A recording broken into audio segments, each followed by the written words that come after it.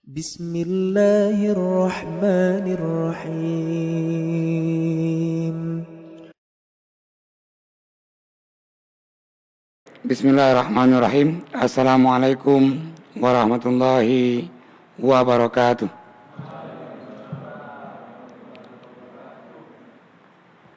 Innal hamdalillah huwa alladzi amarna bittaqwa wat tha'ah. Asyhadu an la ilaha illallah wa asyhadu anna Muhammadan abduhu wa rasuluh.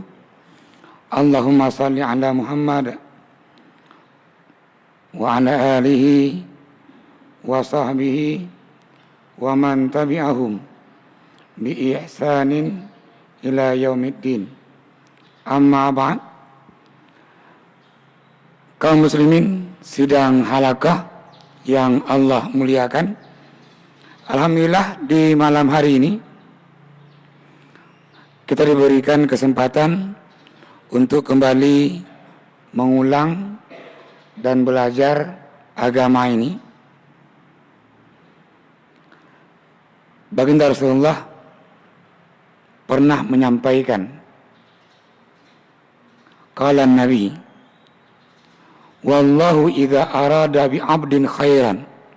Allah kalau kepingin, kalau mau hamba-hambanya itu baik, yasta'milahu, maka Allah akan menggunakannya. Ini kata Nabi. Sahabat enggak mengerti apa dia makna menggunakannya. Allah kalau kepingin hambanya itu baik, maka Allah akan menggunakannya. Lantas sahabat tanya, ya Rasulullah, kaifa yasta'miluhu? Bagaimana Allah menggunakan hambanya? Qala Nabi kembali menjawab, yuwaffiquhu ala amalin salih. Allah mendorong, Allah memberikan cara bagi orang itu untuk memperbanyak amal saleh, summa yakbiduhu. Nah setelah itu Allah cabut nyawanya.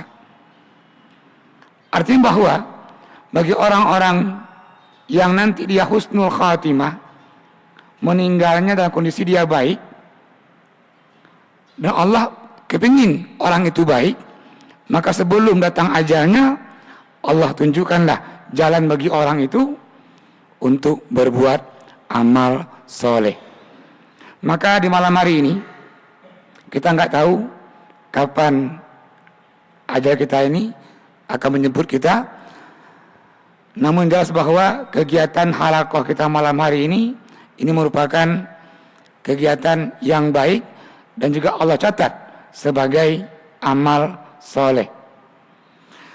Kaum muslimin sidang halaqah yang saya hormati, pada pertemuan sebelumnya kita mengkaji ini tentang orang-orang yang munafik, di antaranya yang suka melalaikan sholat, yang kedua suka juga ini orang-orang meninggalkan jamaah, atau maknanya bahwa orang-orang munafik juga nggak mau sembahyang jamaah.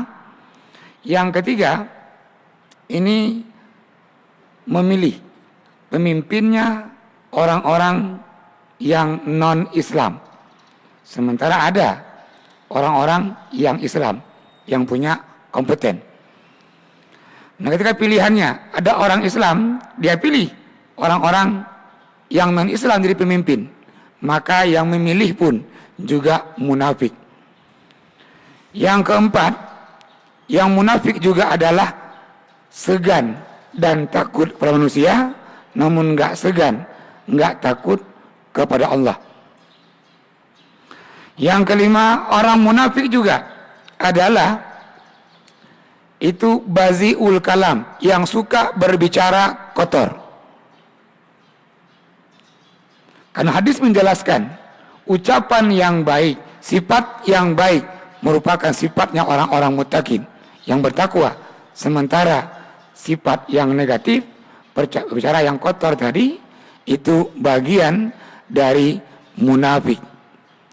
Di malam hari ini kita akan mengkaji ini, bagaimana kita ini supaya Allah nggak tempatkan kita ke kelompok orang-orang yang munafik.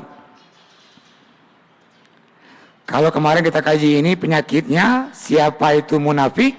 Nah, malam hari ini kita akan mengkaji juga supaya kita ini enggak Allah tempatkan dalam golongan munafik. Kenapa semua mukmin berharap Allah enggak tempatkan dia posisi munafik?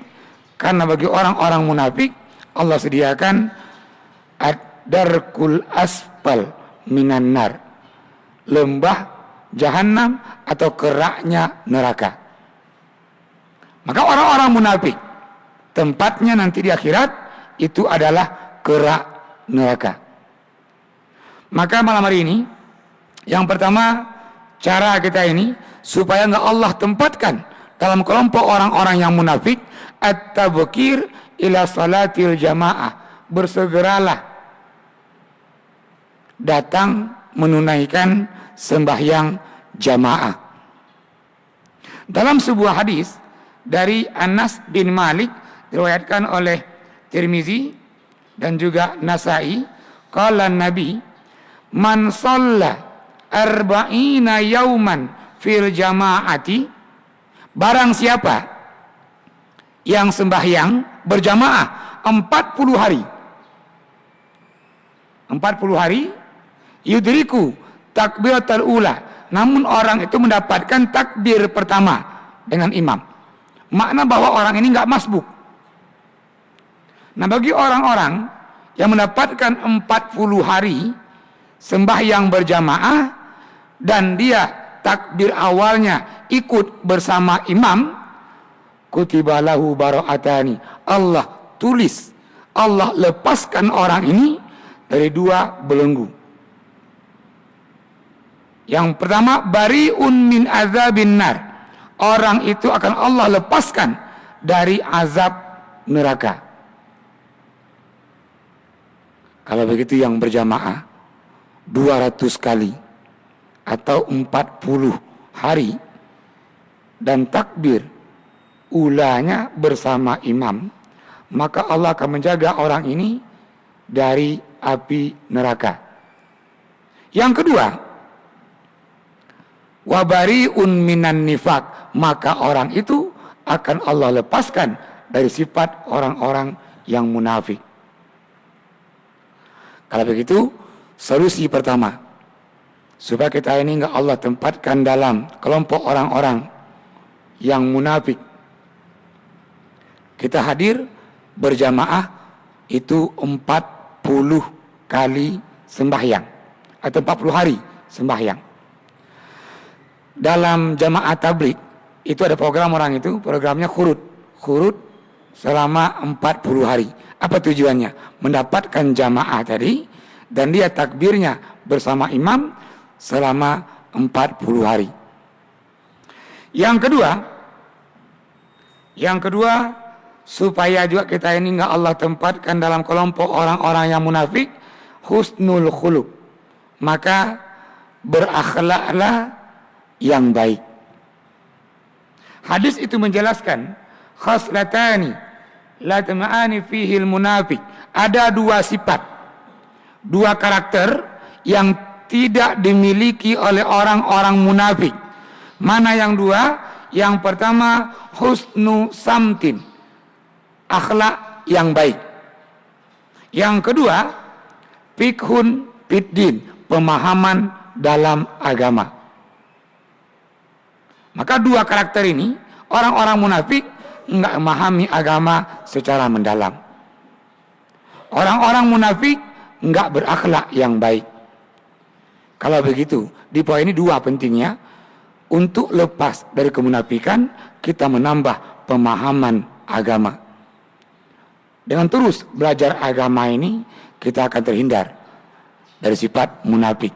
Yang kedua tadi, akhlaknya yang baik, budi pekertinya yang baik. Ini solusinya untuk keluar dari kemunafikan. Yang ketiga, ini qiyamul lail, yang sering mendirikan sembahyang malam, yang sering bertahajud. Nabi menyampaikan dari Abi Qatadah, qala Nabi, qallama sahirul lail munafik.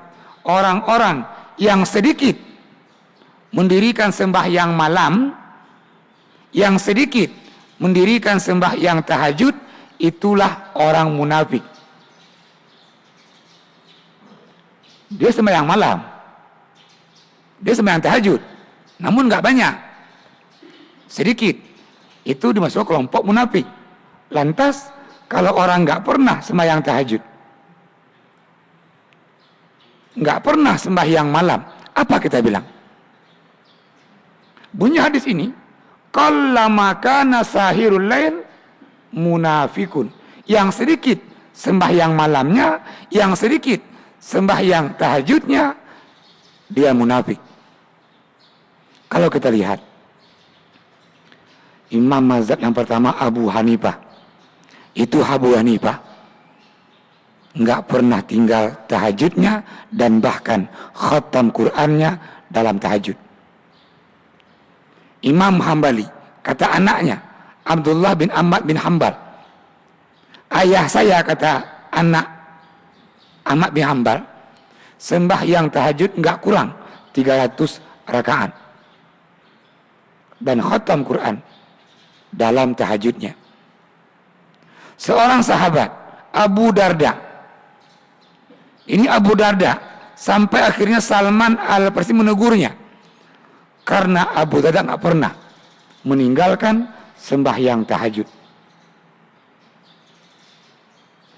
Ini yang diamalkan oleh para sahabat, yang diamalkan oleh para tabi'in, tabi'ut tabi'in, dan ulama-ulama besar.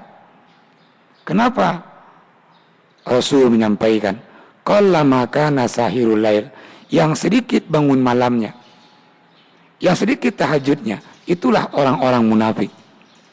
Kalau begitu, yang nggak pernah tahajud, yang nggak pernah mendirikan sembahyang malam, maka labelnya pun juga labelnya munafik. Bapak dan semua kaum muslimin yang berhadir, ini yang keempat, sedekah. Ini panjang kajiannya ini tentang sedekah. Sebelum saya masuk ke sedekah ini, mungkin ada yang bertanya, silakan. Nah, kalau tidak, orang-orang munafik itu paling nggak suka sedekah, dan bahkan kalau orang mukmin lain bersedekah, dia mencegah. Ini misal bangun masjid, orang sedekah, hamba Allah sekian, datang dia sedekah baru 50.000 aja, itu saya tulis hamba Allah lagi, sok kali dia. Ini contoh ungkapan orang-orang munafik. Kenapa sedekah yang sangat menarik? Ketika orang hidup, kita hari ini kepingin kalau naik kereta yang mewah, kalau naik mobil yang mewah, yang mahal harganya, atau kalau punya HP, kayaknya kalau pakai HP yang mahal itu kayaknya lain pegangnya kayaknya. Semua kepingin HP-nya itu yang mewah, yang mahal harganya. Kalau punya rumah, rumahnya yang megah lah, yang luas, yang gede. Ini kepingin manusia. Dan nggak usah dipungkiri, siapapun dia, semua orang suka. Kenapa? Allah katakan, zuyyina linnas hubbus syahwat. Kita ini ketika Allah ciptakan, kita diberikan hiasan. Apa hiasannya? Syahwat. Nafsunya ini. Nah, nafsu nggak selamanya negatif. Ketika orang makan, enaknya makan itu karena ada nafsu. Orang sakit kita bawa kuah kambing yang enak-enak, ayo makan, nggak nafsu katanya. Kalau begitu enaknya makan itu karena nafsu. Enaknya tahajud karena ada nafsu. Yang suka durian, buah durian yang baunya begitu menyengat baunya, pada makan durian enak kali, enak banget. Itu nafsunya. Kalau begitu, nggak selamanya nafsu itu negatif. Nafsu baik dasarnya. Tergantung kita ini. Bagaimana kita ini menempatkan dan menggunakan nafsu itu. Maka kata Allah berikan nafsu hubus syahwat. Yang pertama yang paling tinggi adalah perempuan. Hubus syahwat minan nisa'i. Level pertama dia. Maka lumrah, normal, laki-laki suka perempuan. Perempuan suka laki-laki. Normal adanya. Justru nggak normal, laki-laki suka laki-laki. Atau perempuan suka perempuan. LGBT. Ini nggak normal ini. Karena kodratnya ini, Allah ciptakan tadi, laki-laki mencintai perempuan, perempuan mencintai laki-laki. Maka syahwat yang paling besar ini pertama. Nabi sering mengingatkan, ittaqu minan nisa, hati-hatilah kepada perempuan. Kenapa? Isi neraka jahanam yang paling banyak itu adalah perempuan. Ini kita bahas, kenapa banyak perempuan. Nah, ketika orang hidup, ini yang Bapak pasti kepingin, mendapatkan pendampingnya yang cantik. Nggak ada orang kepingin mendapatkan pendampingnya yang jelek. Semua kepingin, yang cantik, yang putih, yang solehah lagi. Kalau dapat yang kaya lagi. Nah, gitu. Ini kan harapan-harapan kita untuk perempuan. Maka wajar. Yang kedua, bunyi ayat tadi, minan nisa'i wal banin. Ketika orang cinta anaknya, itu lumrah. Dan harus seorang ayah cinta anaknya. Justru yang masalah kalau ayah nggak cinta sama anaknya, nggak sayang sama anaknya. Ini masalah. Yang ketiga, ini bahaya ini. Wal qanatiril muqantarah. Harta kekayaan yang melimpah. Kayak tadi, kalau punya HP yang mahal, punya mobil yang mewah, rumah-rumah yang gede. Kalau baju yang mahal, yang bermerek. Dan sepatu, begitu juga semua ini. Nah, itu Allah rincikan. Kekayaan yang banyak itu Allah rincikan. Yang pertama minaz zahab, emas. Yang kedua minal fiddah, perak. Yang ketiga wal al-khailil musawwamah, kuda-kuda yang cantik. Dulu kendaraan kuda. Maka hari ini kalau ada orang sayang sama keretanya, passionnya, Yamahanya, ninjanya, ya wajar. Ini ayat menjelaskan. Dia suka Innovanya, suka dia passionnya, Yamahanya, Varionya. Al-khail al-musawwamah. Kendaraan yang banyak. Terus, wal an'am, yang punya ternak ayam. Sayang mayamnya. Yang punya ternaknya burung, sayang sama burungnya. Yang ternaknya lembu, sayang sama lembunya. Yang ternaknya itu kambing, sayang sama kambingnya. Nah, ini kan al-an'am, hewan ternak yang sayangi. Maka jangan heran, yang sayang lembu itu, pagi dengan lembu, siang dengan lembu, azan maghrib, masih dengan lembu dia. Yang sayang sama vario yang tadi, siang vario, sore vario, udah maghrib ini, masih nyuci varionya. Hati-hati. Nabi katakan, kita nggak tahu ini, kita mati kayak apa. Namun Nabi membocorkan, al-insanu ma ta'ala ma'asyabi. Orang itu mati nanti dia sesuai dengan kebiasaannya. Yang biasa dengan burungnya, nanti mati dengan burungnya. Yang dia pelihara ular, nanti matinya dipatok oleh ularnya. Yang dia tadi suka pelihara kambing atau lembu itu, nanti matinya ditabrak sama lembunya. Ini hadis menjelaskan. Maka yang suka tadi main judi, matinya ketika main judi. Yang suka mencuri, matinya ketika dia mencuri. Pas mencuri ketahuan, dia mau masa mati. Ini hadis menjelaskan. Maka inilah hiasan yang Allah berikan tadi. Yang menarik begini. Ini yang kita sapa tadi semua orang suka. Baik tadi hewan ternak. Terakhir belum lupa saya, wal harsa. Apa itu harsa? Profesi. Yang cinta profesinya. Yang petani. Dari pagi di sawah, azan zuhur masih di sawah, azan asar masih di sawah, udah maghrib masih di sawah. Yang di kebun, zuhur masih di kebun, nggak sholat zuhur, asar masih di kebun, nggak sholat asar, maghrib sudah azan maghrib masih di kebun. Yang hari ini galian hari ini. Ini siang zuhur azan masih menghitung mobil. Asar azan, hitung mobil lagi. Udah maghrib berusaha nih, masih hitung mobil. Ini harsa. Maka dalam surah Al-Munafikun, itu ayat ke-10, Allah ceritakan.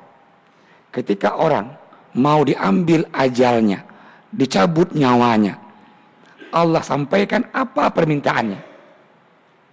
Ketika orang itu semua suka. Ketika dia hidup ini dia maunya ini, punya 2 kereta mau 3 seterusnya. Namun ketika ajal mau menjemput ini, tengok apa permintaan calon jenazah. Kalau ingin tahu apa kemauan permintaan calon mayit, jangan tanya calon mayitnya, enggak sempat jawab dia. Orang sakit keras mau mati tanya, bang, mau apa bang? Enggak sempat jawab dia. Kenapa sempat jawab? Sakitnya sakaratul maut. Secara umum, ketika orang cabut nyawanya itu matanya terbuka. Karena hadis menjelaskan, fa innal basar tabi'ur ruh. Mata itu mengikuti kemana ruh dicabut. Maka kalau ingin tahu apa permintaan calon mayit, calon jenazah itu sebelum dia mati, Allah abadikan dalam surah Al-Munafikun ayat ke-10. Itu Allah awal masukkan ayatnya, wa anfiqu mimma razaqnakum. Maka nafkahkanlah, sedekahkanlah rezeki yang kami berikan. Sampai kapan? Qabla ayyatiya ahadakumul maut. Sebelum maut itu datang menjemputmu. Maka kalau mau sedekah, sedekahlah ketika hidup. Jangan nunggu mati. Banyak orang hari ini, si bapak bilang anaknya, nah nanti kalau bapak meninggal, tanah itu wakafkan ya, sawah ini wakafkan ya. Kenapa wakafnya nunggu dia meninggal dulu? Kenapa ketika dia nggak masih hidup? Hadis menjelaskan, man saddaqa bidirhamin, barang siapa yang sedekah 1 dirham inda hayatihi wasihatihi, ketika dia hidup, ketika dia sehat, khairun, itu lebih baik daripada 100 dirham dia sedekahkan setelah dia meninggal. Maka bunyi ayat ini, nafkahkanlah, sedekahkanlah rezeki yang Allah berikan ini sebelum ajal datang menjemput. Nah, yang menarik sambungan ayat, calon mayit, calon jenazah berikan request, permintaan. Dia minta permohonan kepada Allah, laula akhartani, ya Allah, kalau boleh jangan ambil ajalku hari ini, jangan cabut nyawaku malam ini ya Allah, tolong akhirkan ila ajalin qarib. Makna ajalin qarib, tolong akhirkan sesaat. Ini permintaan calon jenazah. Nggak minta dia, ya Allah berikan saya mobil untuk kuburan, berikan saya ini untuk kuburan. Permintaannya, tolong akhirkan sesaat. Namun Allah nggak pernah mengakhirkan. Lantas Allah tanya, kalau seandainya Allah akhirkan ajal orang itu, mau ngapain? Calon jenazah menjawab, kalau seandainya nih Allah berikan sedikit waktu itu untuk calon jenazah ini menangguhkan ajalnya, mau ngapain? Orang ini mau jawab, la asaddaka. Dia nggak menjawab, saya akan sholat, saya akan baca Al-Quran, saya akan umroh, saya akan haji. Enggak. Dia nggak jawab, saya akan beli rumah, tinggal di rumah mewah, di hotel mewah. Enggak. Permintaan dia adalah, kalau Allah tangguhkan ajal dia, dia akan bersedekah. Fa asaddaka wa akun minas salihin. Dia akan bersedekah, dia akan jadi orang-orang yang soleh. Maka menarik kajiannya. Kenapa permintaan calon mayit, calon jenazah itu enggak sholat, enggak puasa, enggak haji, seterusnya.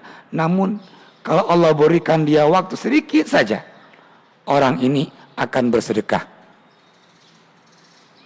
Maka hadis diriwayatkan oleh Bukhari dan Muslim, itu bunyi hadis, ala kulli muslim sadaqah. Setiap muslim itu wajib sedekah. Tengok bahasa hadis ini, sedekah itu bukan sunat, tapi wajib. Maka permintaan calon jenazah tadi, calon mayit, kalau dia ditangguhkan hidupnya, dia akan bersedekah. Kata Nabi, ala kulli muslim sedekah. Setiap muslim wajib sedekah. Namun juga sahabat seperti kita juga, ada yang punya duit, ada yang ngutang di kantin, sekian banyak utang di kantin, belum bayar-bayar, ngutang sama komandan lagi, sama bendahara, belum tagih lagi, tambah lagi di BRI, tagihan tiap bulan, pokoknya tiap nombok lah aja pokoknya ini. Nah sahabat juga begitu, ada ya nggak punya uang, tapi nggak ke BRI perginya, karena masa sahabat belum ada BRI, belum ada BPD, BRI belum ada masa sahabat. Baitul Mal baru muncul ada masa Khalifah Umar. Masa Nabi belum ada ini, belum ada BRI dan lainnya. Nah tadi sahabat tanya, ya Nabi Allah, wahai Nabi Allah, fa illam yajid, bagaimana orang yang nggak punya harta, nggak mampu bersedekah, kayak mana orang ini sedekahnya? Kata Nabi, qala falyamal biyadaihi fayunfi'uhu wa yasaddaq. Orang itu bekerjalah dengan dua tangannya, hasil kerjanya itu dia makan, dia nikmati, dan sebagiannya sedekahkan. Berarti kalau nggak punya harta, bekerjalah dengan kedua tangannya tadi, hasil pekerjaannya, setengahnya nikmati dan sebagiannya sedekahkan. Namun para sahabat juga ada yang tua-tua, nggak mampu bekerja. Yang tua-tua yang katakan, ya Rasulullah, fa illam yajid, bagaimana orang nggak mampu bekerja? Kami udah tua ini, tenaga nggak punya lagi untuk bekerja. Bagaimana kami sedekahnya? Nabi menjawab, falyu'in zal hajal malhuf, bantulah orang-orang yang membutuhkan. Yang hari ini punya tenaga, bantu tenaganya. Yang punya ilmu, bantu ilmunya. Yang punya pengalaman, bantu pengalamannya. Bantulah orang-orang yang membutuhkan.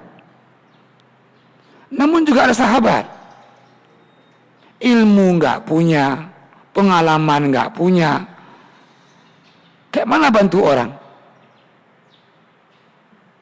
Kembali sahabat tanya, ya Rasulullah, kami mau bagi ilmu nggak ada ilmu, mau bagi pengalaman nggak ada pengalaman, mau bagi tenaga ada tua, ada lemah-lemah kayak begini. Nabi menjawab, fal ya'malil ma'ruf, Kalau nggak mampu juga membantu tenaganya, harta dan lainnya. Nah, ini poinnya ini, kerjakanlah kebaikan-kebaikan. Bacalah Al-Quran. Dirikan sembahyang sunat. Ini kan tahajud, ini kan namanya tadi kan kebaikan. Dirikan sembahyang sunat, baca Al-Quran, berzikir.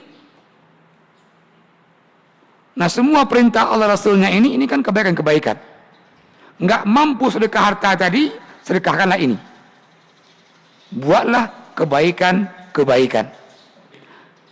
Maka itu haji termasuk ma'ruf, sembahyang termasuk ma'ruf, puasa termasuk ma'ruf.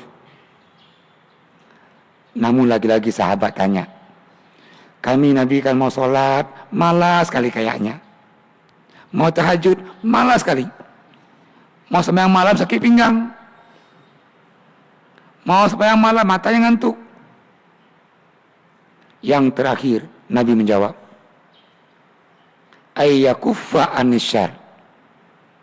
Jagalah dirinya, enggak menyakiti orang lain. Kalau enggak mampu berbuat kebaikan, janganlah buat keburukan. Kalau enggak mampu mencegah kemungkaran, jangan buat kemungkaran. Nah, ketika orang menahan dirinya, enggak mencuri harta orang lain, enggak menyakiti yang lainnya, fa innahu shadaqatun minhu li nafsi. Itulah sedekahnya. Nah, kita menahan mata kita dari pandangan yang enggak mesti kita lihat, itu sedekah. Kita menahan lidah kita, enggak bicarakan yang lainnya, enggak mengungkapkan penyakit yang lainnya, itu sedekah. Kita menahan telinga kita ini, enggak mendengarkan ghibah, itu pun juga sedekah.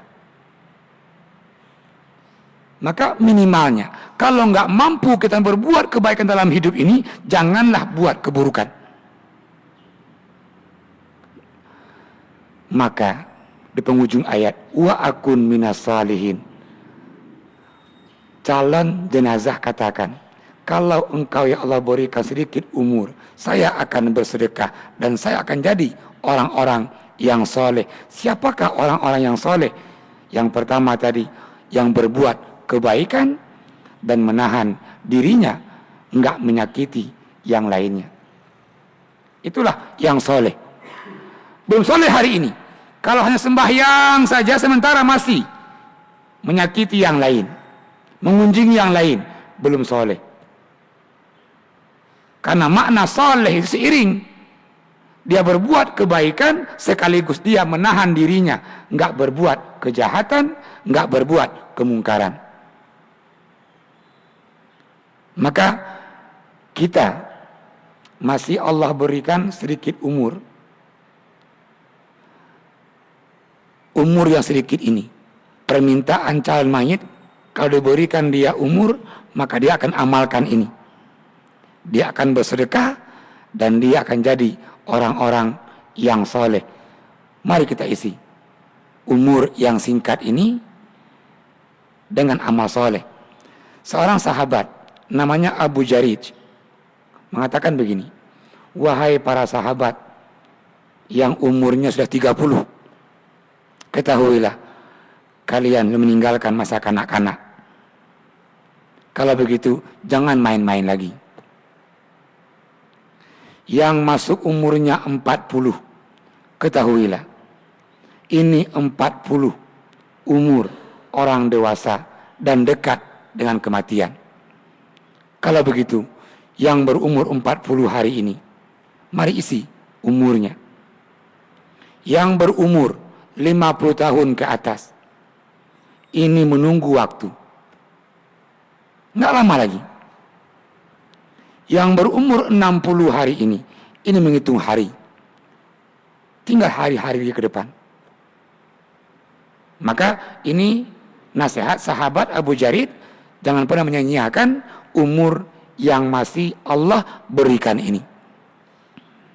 Maka syahwat yang Allah berikan itu tujuannya adalah untuk menguji kita ini, Supaya Allah tahu mana hamba-hambanya yang baik, mana yang tidak baik. Mana hambanya yang soleh, mana hambanya sebaliknya yang toleh. Kalau begitu, fungsi syahwat untuk ujian kita ini supaya Allah tahu mana hamba-hambanya yang baik dan mana yang tidak baik. Ya kaum muslimin sidang halaqah yang saya hormati,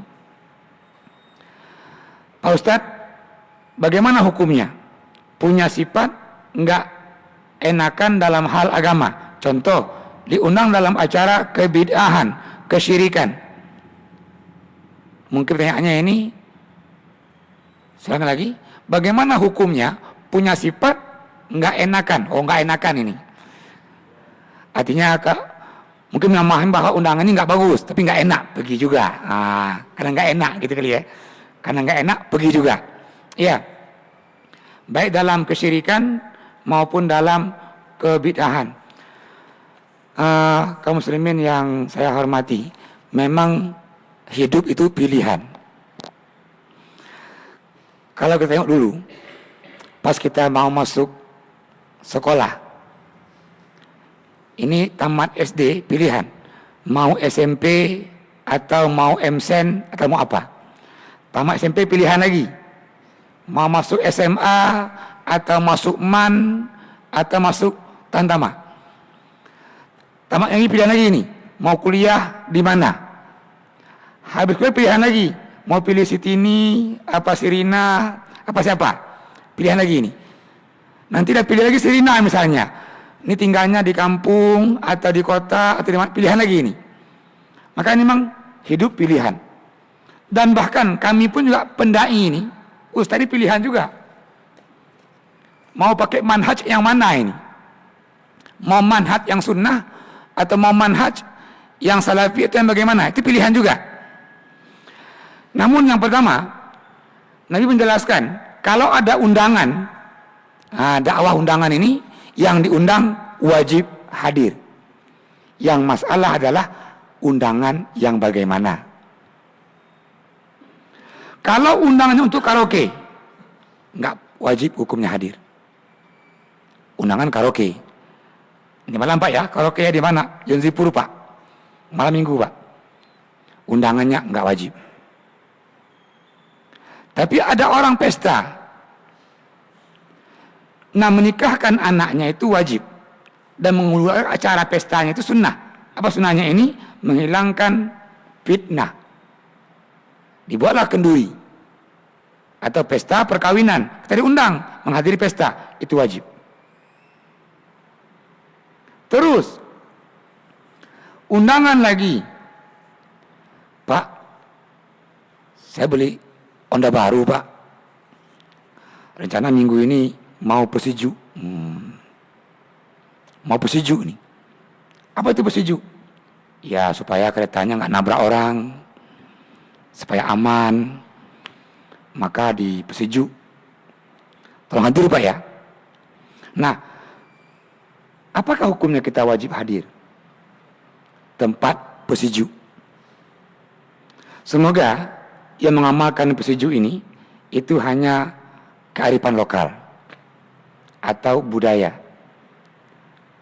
Nggak diyakini bahwa dengan pesiju itu keretanya, mobilnya nggak kecelakaan, nggak nabrak. Semoga itu kearifan lokal atau budaya. Kenapa? Allah menetapkan takdir kita ini. Di mana kita meninggal, kalau kita jatuh dan seterusnya. Secara bahasa pun juga nggak tepat. Kita lihat ya. Kalau kita beli sepeda baru atau ya Honda baru, di buku petunjuk diperintahkan tolong panaskan keretanya sebelum dikendarai. Nah, makna pesejuk mendinginkan. Buku petunjuk mengatakan tolong panaskan, hangatkan dulu mesinnya. Ini enggak dinginkan mesinnya, kebalik rumusnya ini. Maka makna pesejuk dalam bahasa Aceh itu dia mendinginkan. Beli mobil dinginkan, rusak mesinnya. Beli kereta dinginkan. Nah, menurut buku petunjuk yang benar adalah beli kereta, beli Honda, beli mobil, ini dipanasin mesinnya sebelum digunakan. Maka undangan yang seperti itu kita nggak wajib menghadirinya. Ya, terus Pak Ustadz, bagaimana hukumnya? Sayang sama ayam. Oh iya, sayang sama ayam. Ayamnya dikasih jamu, dikasih apalagi biar kuat badannya, dimandiin ayamnya biar sehat. Nah setelah itu Ustadz, ayamnya diadu. Ini masalahnya. Yang pertama benar, memandikan ayam betul, membersihkan ayam itu benar nih, memandikan ayamnya. Ada sebuah kisah, itu orang perempuan dimasukkan ke surga karena beri makan atau beri minum anjing yang kehausan. Artinya apa dia ini? Sayang sesama makhluk, bukan sama jenis, sama makhluk. Ini kan lain nih, orang sama ayam. Nah terus di awal betul nih, dia sayang sama ayamnya, bukti sayang dimandiin, dikasih jamu, biar sehat ayamnya. Yang jadi masalah dari ujungnya ini, diadu. Ini masalahnya.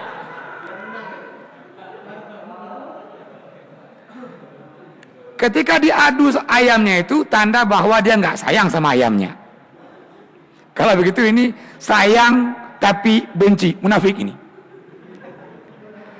Kalau dia sayang tapi benci, munafik ini. Awalnya sayang udah mandiin, dikasih jamu, dikasih makan, udah sayang. Diadu ujungnya, benci ini. Maka kalau begitu, yang ngadu ayam juga munafik ini. Sayang tapi benci. Iya, terima kasih. Selanjutnya, Assalamualaikum Waalaikumsalam. Untuk sedekah ya Ustaz, kepada siapa yang dahului, yang lebih afdal? Kepada saudara, orang tua, atau kepada yatim piatu yang lainnya?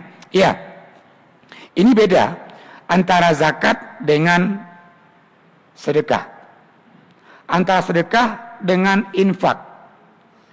Kita punya tiga istilah ini, ada zakat, ada infak, ada sedekah. Kalau infak itu terbatas hanya harta, berbagi harta itu infak. Beda antara infak dengan zakat. Kalau infak dia nggak punya bilangannya, nggak mesti sekian. Tapi kalau zakat dia punya masanya atau haul dan punya bilangannya 2,5% kalau hasil usaha, 5% kalau tanaman itu airnya cari sendiri, 10% tanaman menampung air hujan.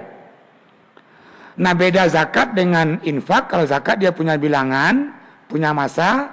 Nah infak nggak punya masa, kapan aja boleh. Namun kesamaannya sama-sama harta. Kalau sedekah jauh lebih luas, seperti yang tadi dijelaskan.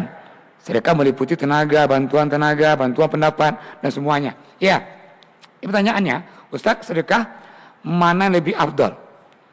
Sedekah yang paling afdal adalah kepada karib kerabatnya yang membutuhkan.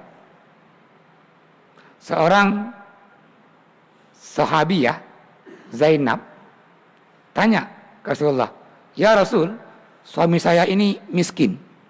Apakah boleh saya sedekah untuk suami saya?" Suaminya. Kata Nabi, boleh.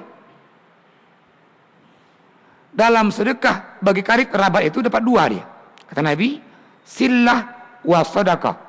Sedekah untuk karib kerabat, yang pertama silaturahmi, yang kedua sedekahnya.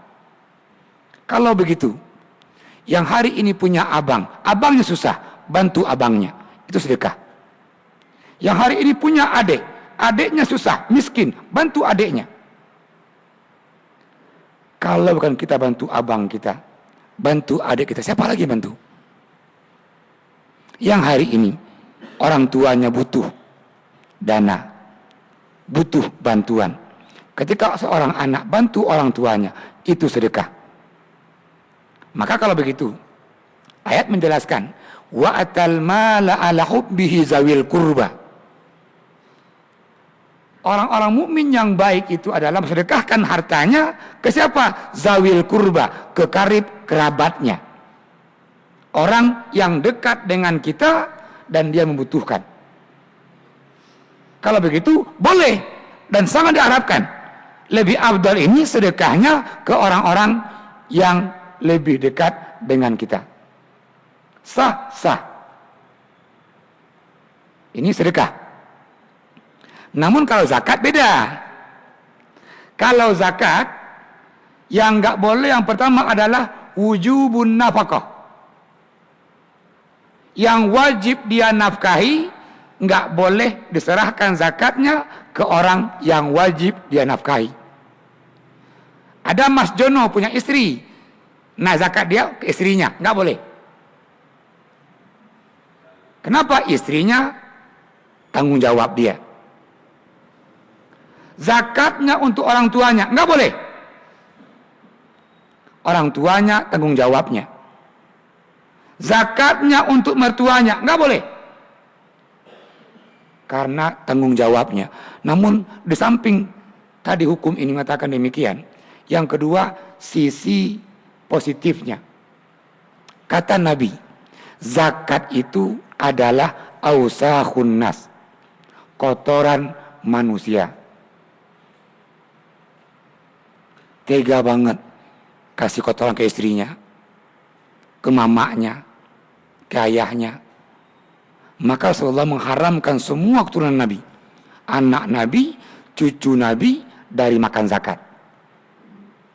Bahkan Hasan, cucu Nabi ini anak dari Ali bin Abi Thalib, ambil kurma, masukkan ke mulutnya, ini kurma zakat. Kata Nabi ke Hasan, ya Hasan, muntahkan. Namun anak kete ini nggak mau muntahkan kurma itu. Nabi buka mulut cucunya, Nabi ambil di tenggorokan cucunya kurma zakat itu. Dan kata Nabi, saya haramkan keturunan saya dan juga cucu saya ini dari makan zakat karena dia ausahun nas. Karena zakat itu kotoran manusia. Maka jangan berikan zakatnya ke orang tuanya. Mak, nyampe zakat, mak, zakat, mak. Halal. Namun yang Anda berikan kotorannya. Kenapa makna kotoran? Bukankah zakat itu fungsinya membersihkan harta? Bukankah kotoran yang kita buang fungsinya membersihkan perut kita ini? Orang yang nggak pernah BAB itu perutnya masalah. Tanda perut itu sehat, normal, maka dia BAB. Maka dikeluarkanlah yang kuning itu. Supaya apa? Perutnya itu sehat. Maka hartanya, supaya bersih hartanya itu, keluarkan zakatnya. Maka harta yang nggak pernah dikeluarkan zakatnya itu, maka harta itu bercampur antara yang bersih dan yang kotor, ujung-ujungnya kotor. Nampur dia. Nah ini tadi ini kalau begitu sedekah lebih afdal berikan ke karib kerabat. Oh semuanya mampu semua Ustaz, semuanya nggak perlu lagi Ustaz. Bagus, kalau begitu berikanlah sedekahnya ke orang yang kita kenal. Nah, ini kan beda antara zakat dengan sedekah. Kalau zakat yang nerima juga jelas. Langsung Allah menetapkan. Siapa penerima zakat? Langsung Allah ini menetapkan. Bukan Nabi Muhammad. Kenapa Allah nggak mau?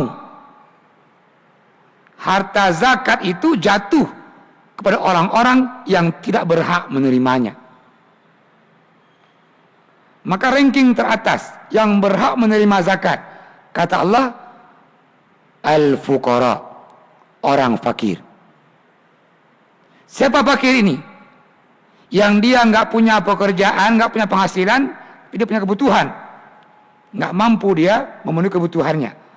Gambaran kita Imam Syafi'i, dia punya 10 kebutuhan yang mampu dia penuhi, cuma 2 kebutuhan. Ini fakir. Ranking keduanya wal masakin, yang miskin. Miskin nggak sama dengan fakir. Kalau fakir tadi dia 10 punya kebutuhan, mampu 2 cuma yang dia penuhi. Kalau miskin mampu setengah terpenuhi. Itu miskin.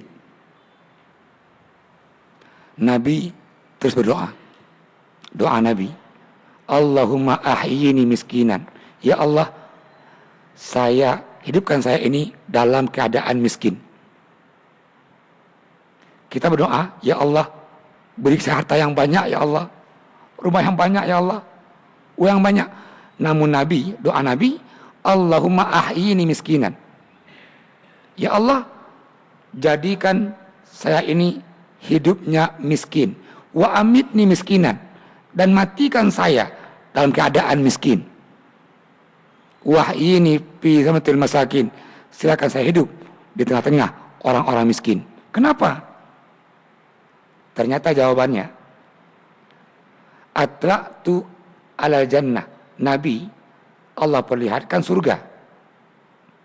Nah, isinya wafiha fuqara wal masakin. Ternyata isi surga itu adalah orang-orang miskin. Maka Nabi doa, semoga Nabi itu miskin. Maka berbahagialah yang miskin hari ini. Allah akan tempatkan ini nanti di surga pada hari akhirat nanti. Nah, hati-hati yang kaya. Ini fitnah. Karena kaya itu, jabatan itu fitnah. Ya, ini tadi tentang sedekah. Mana abdalnya? Ke karib kerabat. Termasuk zakat mal. Kalau kita masih kasih ke orang tua dengan niat zakat mal, apakah boleh? Boleh saja. Atau harus kepada yang membutuhkan? Ya, zakat ini tadi ke orang tua bisa jawab, ini nggak boleh. Kenapa nggak boleh? Karena orang tua itu tanggung jawab kita. Maka batasannya boleh ke karib kerabat juga zakat ini, namun dia yang bukan tanggung jawab kita. Misal adik atau istri adik atau anak-anak adik. Kalau itu bukan tanggung jawabnya, maka itu boleh. Namun kajian tadi akhlaknya ini, kalau memahami bahwa zakat itu memang kotoran, hindarilah kotoran ini dari karib kerabatnya. Berikanlah ke yang Allah atur tadi. Yang pertama tadi al-fuqara, yang kedua al-masakin, yang ketiga al-amil. Amil boleh. Seberapa batasnya dia? Upah kerja. Amil upah kerja. Yang ketiga ini ar-riqab. Ada lagi ini hamba sahaya. Terus wal gharim. Siapa gharim ini? Orang yang berhutang. Saya ulangi.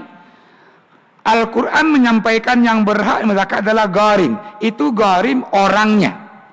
Orang yang berhutang. Makna bahwa bukan masjid yang berhutang. Bukan menasah. Bukan surau yang berhutang. Tapi orang yang berhutang. 2 kategorinya ini. Yang pertama, berhutang memenuhi kebutuhannya. Yang kedua, berhutang mendamaikan orang lain. Ada orang 2 kampung nih, masalah tanah. Dia nggak tumpah darah. Orang ini ambil uang, pinjam uang, mendamaikan tadi, dan dia terhutang. Nah, orang yang berhutang untuk mendamaikan itu berhak juga mendapatkan zakat. Terus fisabilillah. Fisabilillah, hampir semua mazhab mengatakan bahwa itu orang-orang yang berperang jalan Allah. Kecuali mazhab Hanafi yang mengatakan boleh untuk orang-orang yang nuntut ilmu. Masuk dia di pesantren, dalam mazhab Hanafi itu boleh. Kenapa? Ada hadis menjelaskan man kharaja fi talabil ilmi, yang keluar rumahnya itu untuk ilmu, wa huwa fi sabilillah, dia jalan Allah. Namun 3 mazhab, Syafi'i, Maliki, Hambali mengatakan bahwa fi sabilillah ini hanya orang-orang yang berperang di jalan Allah. Dalam kitab Al-Majmu' punya Imam Nawawi, boleh enggak Ustadz mendapatkan zakat? Kata Imam Nawawi, boleh. Kalau Ustadz itu dari pagi ke pagi dia menyampaikan ilmu, enggak sempat cari nafkah. Ustadz ceramah malam aja, siang kerja dia, berarti enggak berhak berarti. Yang berhak yang dia bekerja terus enggak sempat ini ya mencari nafkah. Ya, itu tentang zakat. Satu lagi ini, Assalamualaikum Ustaz, mau nanya gimana hukumnya melewati depan orang yang lagi sholat tapi nggak sengaja ya. Bagi orang-orang yang sholat, sunnahnya ini pakai sutra. Apa itu? Pembatas. Ini kita punya hambal, itu pembatasnya. Atau kalau kita berjamaah, ini imam sutra saf pertama sutra bagi saf selanjutnya.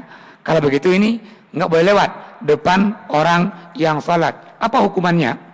Bagi orang-orang yang lewat depan orang yang sholat, lebih baik orang itu ayyakifa arba'ina sana, 40 tahun dia berdiri ketimbang melewati orang-orang yang sholat. Namun tadi di ujungnya ada rukhsah ini, kalau nggak sengaja, artinya dia nggak tahu. Maka kalau orang lewat dia nggak tahu ada yang sholat kasih tahu bahwa dia lagi sholat supaya yang lewat itu nggak melewatinya. Cara kasih tahunya nggak usah bilang, hei lagi sembahyang nih, saya tahu gitu, bilang batal sembahyangnya. Angkat tangannya, ya. Ini bahwa berita yang musolli yang sholat kasih tahu ke yang jalan bahwa dia lagi sholat. Angkat tangannya. Maka yang lewat jangan salami tangannya, yang salami. Ini tanda bahwa dia kasih tahu jangan lewat. Karena kita nggak paham, salam pula. Wah. Ini kan salah pula ini, karena nggak paham. Kalau begitu ini saling menegur. Yang nggak tahu tadi ditegur, angkat tangannya. Yang nggak tahu, nengok orang angkat tangan bisa tahu berarti ini lagi sholat. Kalau begitu jangan lewat, pindahkan arahnya. Ini cara supaya kita ini nggak melewati orang-orang yang lagi sholat. Ya, terima kasih. Ini waktunya nggak mengizinkan lagi ini. Mohon maaf. Saya tutup. Assalamualaikum warahmatullahi wabarakatuh.